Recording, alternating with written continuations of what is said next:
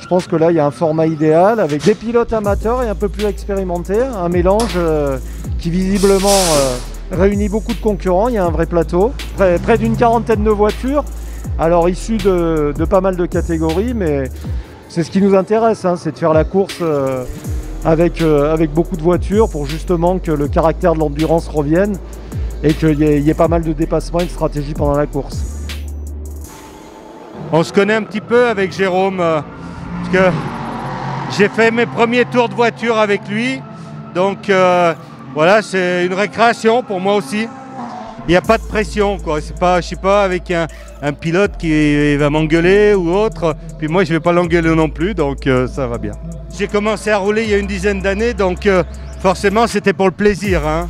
Je ne pouvais pas rechercher autre chose, et donc voilà, c'est important.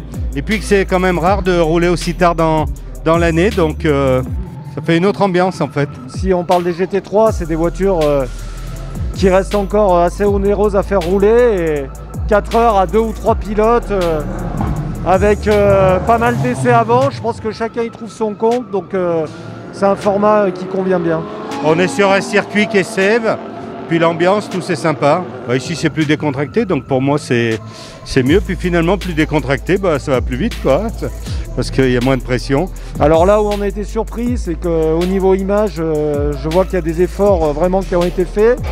Le fait qu'il y ait un partenariat avec Michelin également, ça donne vraiment une touche de sérieux. Donc voilà, c'est un essai et puis on va réfléchir pour l'année prochaine.